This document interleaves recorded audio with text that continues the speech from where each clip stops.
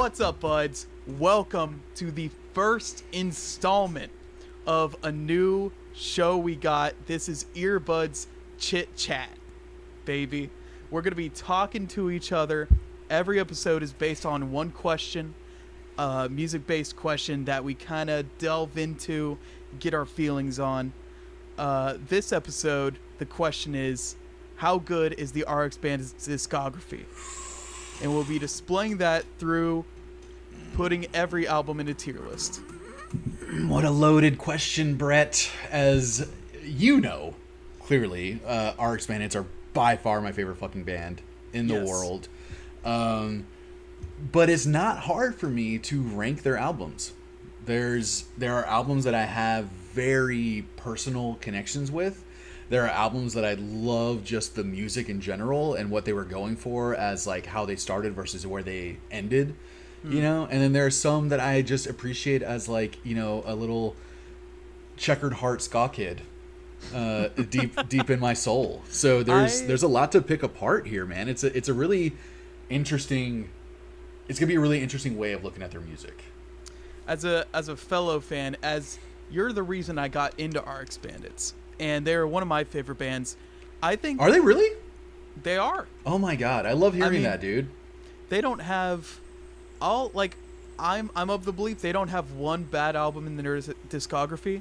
Their worst albums could be better than most bands' best albums. 100%, especially when they first started, man. Like, we'll get into that, but yeah, they were impressive from the fucking jump. I think you and me are on the same wavelength that even if we rank these lower, it's just in context of the band. Right. And like if I rank something in D, it's not because I think it's a D album, but I think in the context of the band, it's a D album. I have to look up tier lists now because I don't know how to fucking... Oh boy. I'm such a fucking old... I'm so old. Tier lists go from F to S. F being the worst. S being prime, perfect, premium, platinum, baby. I remember the first time you said S tier, and I was so confused.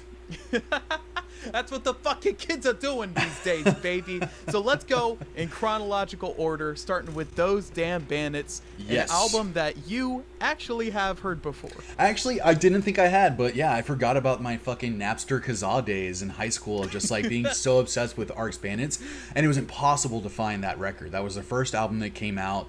Yeah.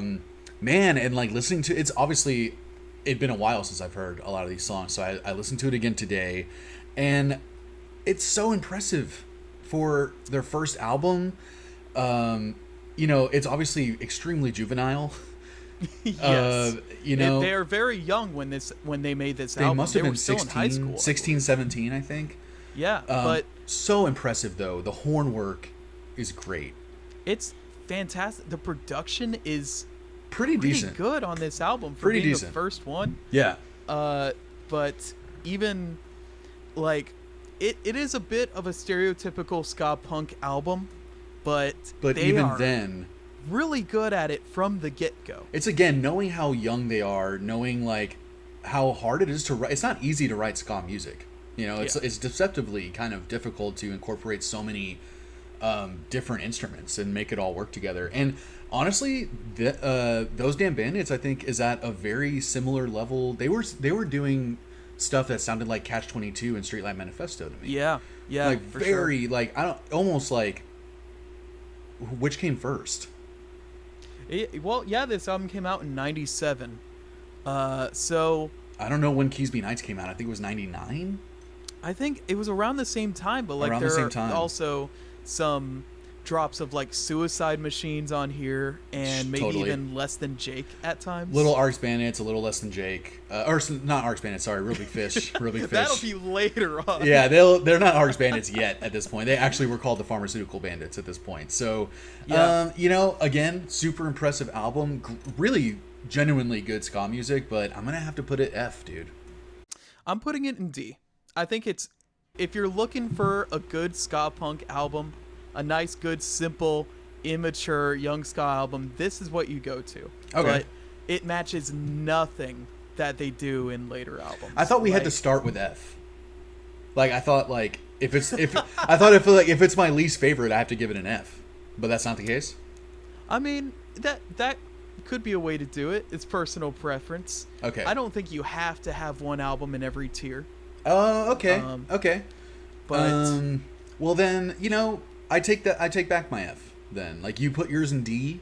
I put mine in D, because even being my least favorite RX Bandits album, it's still a really good ska punk album. Yeah, I'm with you. I'm putting mine in D as well.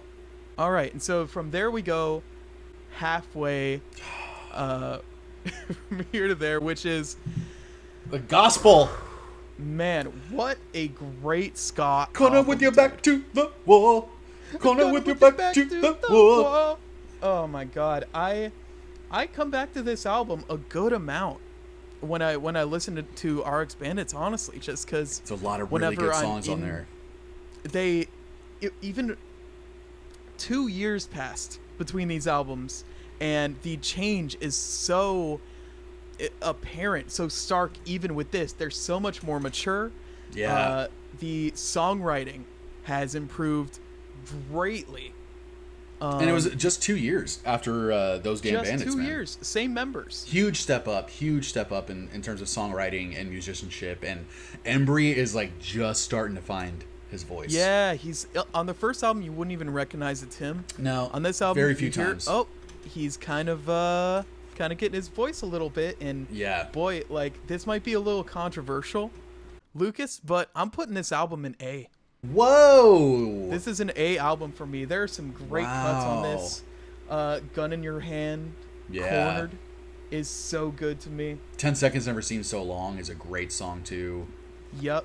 And I think What if I told you that you're a stupid whore? Like, that song pumps me up every fucking time I listen to it, man. Now or Never. Great intro. Yeah, This Time. Yeah, there's some really good songs on this album, dude. But an A. Wow. I'm putting it in A for what it is. Wow. I can't give it an A, bro. I'm sorry. That's fine. That's why we have separate tier lists, like you fought for, because you didn't want to be friends with me. Nah, I don't want to collaborate. I'm gonna give it a hard C. A strong hard C. C. Yeah. Okay. Very, yeah, like a very, like, C. Yeah. We're not talking Yeah. like it's a great ska record, great ska punk record, and a really good indication of where they were going from here. It's so funny. I wish they reordered the names of these albums. I wish this album was called Progress and the next album Right. was halfway between here and there. Yes. Because Progress is halfway between Yes. their first era and their second era. True. You know? Progress was like when they really started getting way more mature with their songwriting. Amazing. I mean, they're still leaning on the ska stuff a lot, but they're Yeah. doing a lot more reggae on this Yeah. and a lot more rock and roll on this. They have spread out a lot on their songs. From the second track, you can kind of see a glimpse of the future of this band. Yeah. That they can't even see at this moment, because in this moment, I don't think even they knew they were going to become a prog rock band. They're Right. still very in like the ska realm with like experimenting with different genres, but staying kind of in the ska core. Yeah, there's still ska core on this album, but like you said, yeah, VCG3 that's a rock song. And like Consequential Apathy and Analog Boys Pop Punk Yeah. and All the Time is just a really good rock song. And then you have Babylon and Status, and then you have like Nugget that's like kind of disco-y at times. And Infection is one of their best songs in my opinion. And Status is like, probably is my second favorite RX Bandit song, just because I used to, singing along to Status, like, I don't care how she treats me anymore. Like, it's so fun to sing along with. It is kind of a straggler from halfway a little bit. Yeah. I thought of that of All the Time and Analog Boy as well. It's all the time, it's all by myself. There's some great songs on here, but I'm gonna put it in C. Ooh, that hurts. That hurts me. I know That it's hurts just me. the thing that came before was so they kind of knew what they were doing, and the thing that comes after is like It is scatterbrained. it's ridiculous. You're right. And so it's like it's still a great record. It's not one that I put on too often. Oh man, I was just saying that this is a 52-minute long record. I have listened to this whole album 1,000 times probably. Like, this is the album that I first heard from RX Bandits. I was a freshman in high school. This album had just come out. It's so weird because this is the last album See what that I mean? heard. See what I mean? So like, if you heard halfway between here and there before Progress, it doesn't surprise me at all, dude, that you're putting it higher than the other. It was weird to hear halfway between here and there after I listened to Progress. So I was like, oh shit, they have another album, and I went and listened to it, and I was like, whoa, I don't like this. Like, I didn't like it the first time I heard it. This album is one of my favorites of all time. I don't think it's gonna be in the S tier, but it's a hard A. A hard A. Hard A, dude. From that, I'm interested to see where you put all the rest of the stuff. I know where you're putting this next record, but all the other stuff as well. The Resignation, the next album. We're going album, to the fucking Resignation, baby. I would say this is a classic. It's a classic. It's the start of their new era. Yes. It is their breakout album, So in my opinion. aggressive, so politically driven, so socially driven. The messages on this album literally shaped the way I thought about life and the government and big business and greed and materialism and all this stuff. Like, they shaped the way I thought about, like, they are a core aspect of like my personality and the way I think about the world. And a lot of it has to do with this record. And if you ever wanted to get a pretty in-depth review of this record, oh you yeah, can our go first to episode, numero uno Yeah. of Earbuds. Yeah, I almost forgot we did that, dude. That was like almost 2 years ago at this point. But yeah, I mean, first Like episode, a 2-hour episode. yeah, almost It's 2.5 hours. We had a lot to say, but it's so fucking good, dude. So Sell good. You Beautiful, Newsstand Rock, Overcome, Republic. Never Slept So Soundly is my favorite RX Bandit song. And Decrescendo is my favorite RX Bandit song, and probably my favorite album closer of all time. Of all time? Of all time. Even more than It like does. Brain Damage and It stuff? hits all like, my fucking sweet spots, baby. wow. So fucking good. That's incredible, dude. Like, that gets me, that like just warms my heart. I love like getting people into music and then it becomes some of their favorite shit. Like, that just makes me so happy. But literally, there's not one filler song on this album. No. Every song is fucking amazing in a different way. They introduce different stuff on every single song.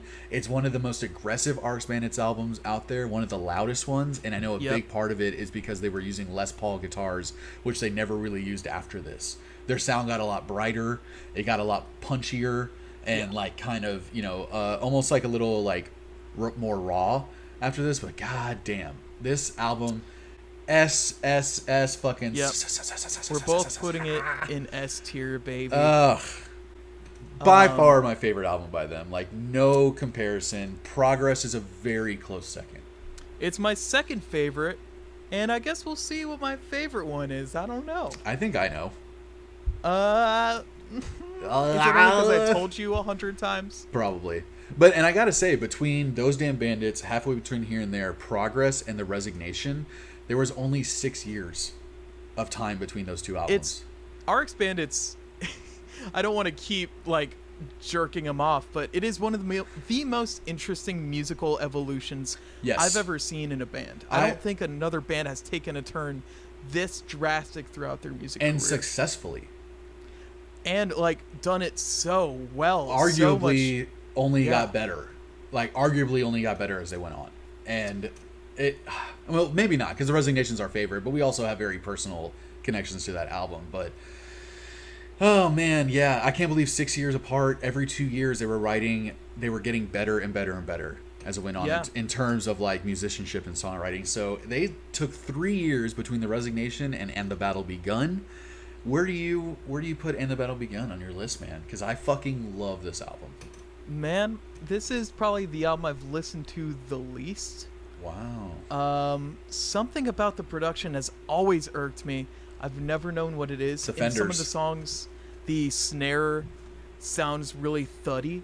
which is like unacceptable with the drummer because he's constantly on it. He's amazing. You know, it's not something I would be picky about, except for in this instance. I think there's a general kind of murkiness in the mix. Like the mix itself is a little off to me for some reason. Yeah, I definitely agree, yeah. But, I mean, still, so many good songs on this one. Fucking Apparition is an amazing one to me. The bass is fantastic on this entire record. Dude, like, they have this is where they start getting deeper into their Mars Volta type stuff. The, like, that, whatever, I forget which song it is. It might be 1980, but it's like, it starts out like, yeah, it's 1980. It's like, and then they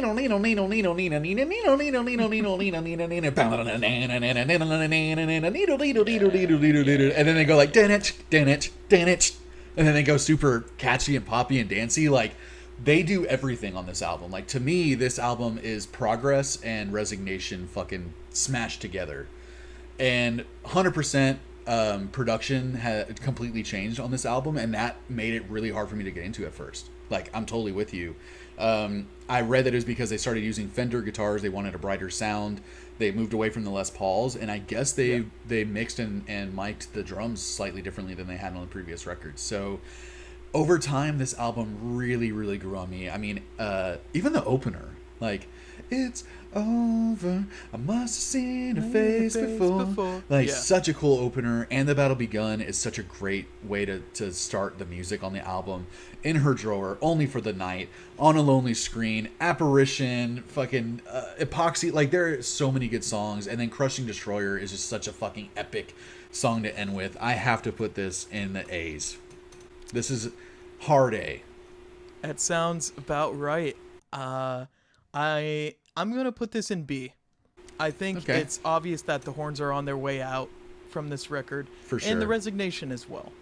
Yes, but on this one, the horns also sounded a little, maybe like a little too brassy or something to me. They were in weird, awkward spots. It was obvious that they were not really a core part of the band anymore, which is unfortunate because I would have loved to hear them more throughout these records. Definitely. I don't know why they just aren't in a lot of the songs on these latest records. Well, I was lucky enough to actually interview the guitarist Steve Choi way back in the day, like over 10 years ago.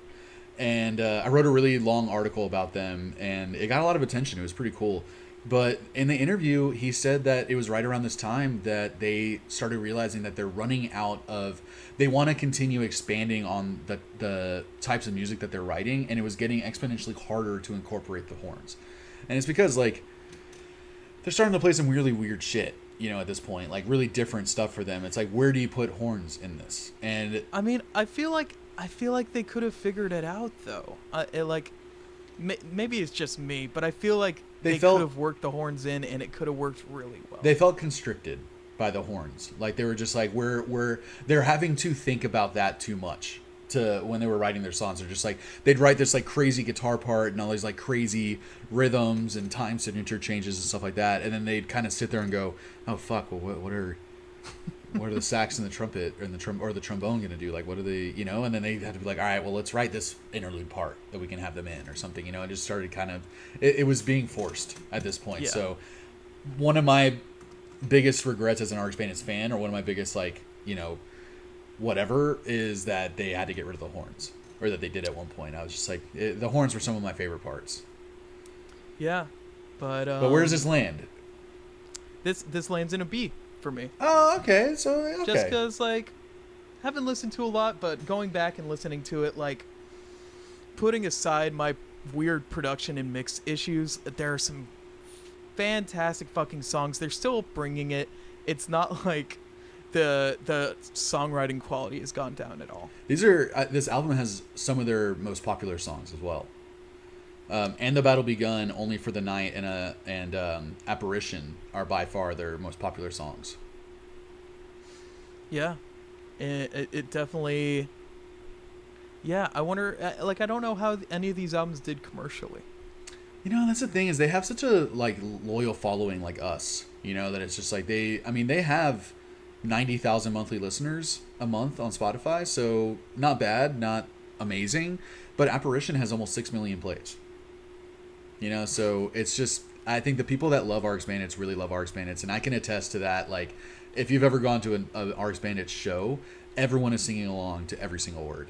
Everyone knows every single part. People sing along to the drums, to the synths. You know, like, everyone is so into it. And a B is like, honestly, I was a little worried you were going to give it like a D or something.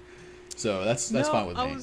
I was thinking maybe C, but taking a listen back to the music, it's all there. How do you give In Her Drawer and Only for the Night? Like, just those two songs alone, I'm like, that makes it a B right there. But then we skip ahead 3 years to Mandala, baby. Lonesome Lonely Friend. This is my personal favorite album. Yep.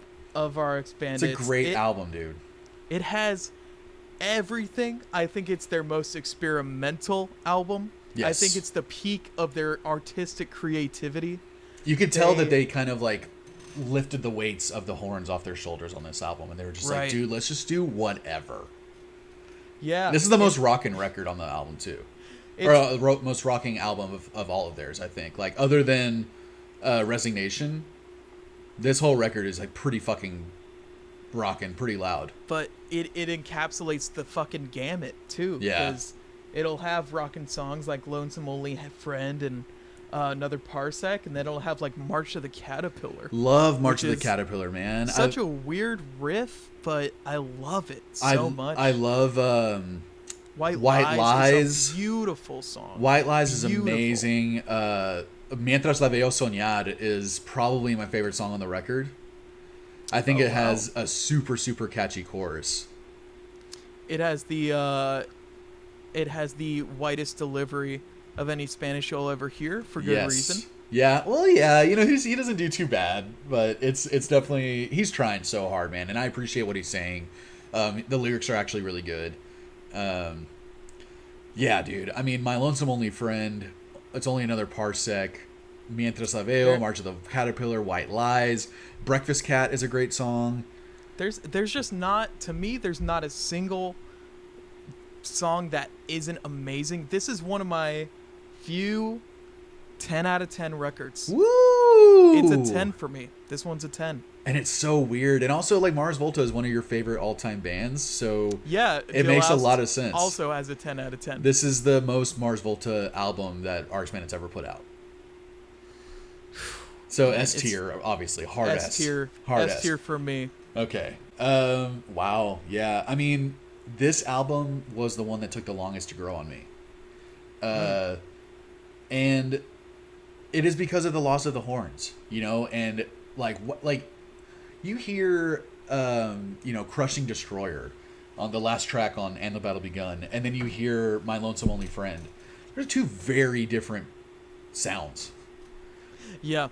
And when that song started, I was genuinely concerned when the album came out that I was like, oh no, like, I'm gonna hate this shit. And it came out in 2009, right? 2009. Yeah, I was in college.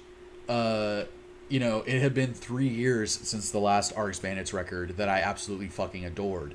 So this album was huge for me when it was gonna come out, and I gotta say, dude, I was disappointed the first time I heard it. It really fucking, like, it was a boner kill the first time. I was so fucking hard. But it grew on you. It really grew on me. I started really appreciating just like as a standalone record. You know what I mean? Like, if I was gonna compare it to the Resignation or to Progress, I probably wouldn't like it. But as a standalone, like, RX Bandits did their thing on this record and they wanted to do something different, and by God, they fucking did it, and it's great. Hard B. Hard B. Wow. Hard B. That's so weird to me, but, you know, like, we've had such. This is your first album you heard by them, right? Or was it the Resignation? It was actually the next album. Oh. Gemini, you are her Majesty. Daddy's little girl. which came out in 2014, the longest gap between albums, until their next one comes out. Right.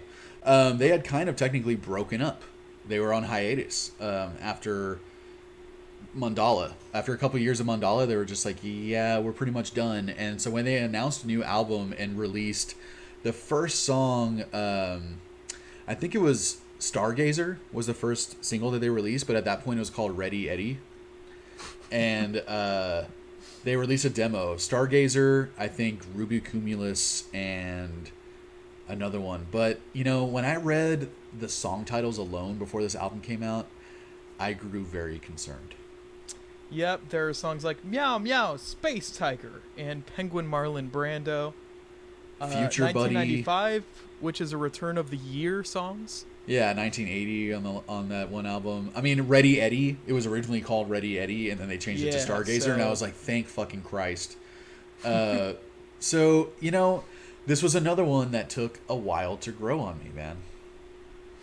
Yeah, this one, you know, this even being my first album, it's still, I think it's my third in the all-around rankings. I'm giving this one an A just because Wow.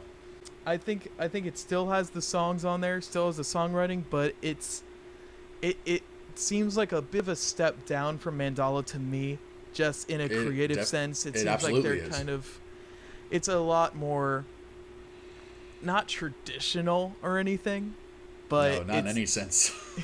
not in any sense. No. But it seems like they kind of found this formula that they like, and they kind of stuck to that throughout this record. Yeah, you know, I totally agree with all that. It's definitely a step down from Mandala, but there's a lot of really good stuff on this album. Oh, yeah. Like Meow Meow Space Tiger, you mentioned, like, has a super, super catchy chorus. Mm-hmm. Stargazer's really catchy. I love Will You Be Tomorrow? Like, that's a great song. Fire to the Ocean. I mean, all these songs are good. It is just, again, they evolve from the last album, but not enough, I think. And you're right that it felt like they found their formula a little bit that worked, and they were just like, it sounded like Mandala was like their final form. Yeah, like they finally reached their final form. They went full fucking what's the Dragon Ball Z? They went full like fucking Super Saiyan Ultra 8 or whatever. Right, exactly. And then, you know, with Gemini, Her Majesty, they just kind of like sounded like they had plateaued a little bit. But even then, man, it is still a really good album. I went back to this like a year ago, one night when I was drunk, and there's something about Matt Embry's melodies too that just like make me super emotional when I sing along to them. Right. So I've lost count how many times I've cried like singing along to RX Bandits songs, and there's a few of them on here. Every day. Pretty much every time I listen and sing along to it, I'm gonna tear up at one point. Yeah. And there's several moments on this album that really got that out of me, and I forgot how catchy it was because it had been a couple years since I listened to it, and I was just like, man, you know what? This is better than my kind of like my brain defaults to like, oh, you don't really like that record that much because the first time you heard it, you didn't really like it that much, you know. And it's a grower, not a shower for me. So unfortunately, with that said, though, I'm going to give it a really hard C. Wow. Okay. Yeah. You know, I didn't think our lists would be this different, but it is kind of all over the place. It is, yeah. I knew that we were going to have different favorites and all that stuff, but yeah. Well, it'll be interesting to see what people think about this. Thank you guys for listening through. Yeah, Chit Chat. I think it'd be a good idea to post both these tier lists on Instagram or something, have people vote for which one is objectively better. Yeah, for sure. You'll teach me how to make one online. Yeah. Teach your old uncle to do it. Yeah, guys, give us your tier list, man. Let us know. We want you involved in the Chit Chat. This is a earbuds chit chat, and we're all buds, man. It's a little round table cipher. Round table cipher chit chat. Chit chat, man. Yeah, so join the shorty. conversation, man. What are your favorite RX Bandits albums? Give us your rankings. And we're going to be doing these more often if you guys dig it. So let us know what you guys think, man. It's not just going to be discography tier lists. No. If you want to ask us a question that you think would be interesting relating to music or otherwise. Yeah. Let us know, like, should we try live streaming again so you guys can just ask us questions live on the live stream? That'd be really fun, too. We were get you thinking guys... of maybe playing some games and just hanging out. But like, watching you do a fucking run through of Breath of the Wild or some shit. Sure. You know, speed run or whatever. Yeah, guys, like, everything's going to surround music in these chit chats, but we're going to be talking about a lot of different things that have music involved in them. Like, one of the things I want to talk about is the latest Thor movie, which I absolutely fucking hated. And a big reason I hated it was because of the music. Way too much Guns N' Roses in a fucking Thor movie. So, which is interesting because one of my questions was going to be copyright versus original music in media. But we'll see about that. I'm excited to talk about video game music. Yeah, dude. Yeah, you love video game music. Yeah, buds. Let us know what you guys want to talk about, or you want us to talk about. And thank you for listening. Thank you for watching. Give us a subscribe. Give us a like. Give us a thumbs up, a comment. Give us a follow on Instagram at EBPcast. Give us a little hand dance that Brett's doing right now. Just love me. Love me now. Love me, please. Love me forever. Love me tender. Whisper sweet nothings into my ear and Put hit that fucking subscribe. On my shoulders. Fucking TikTok Look nerd over me here. in my baby. God, look at this fucking Chad. You see this jawline, motherfucker? All right, boys. Thank you. See ya. Salute.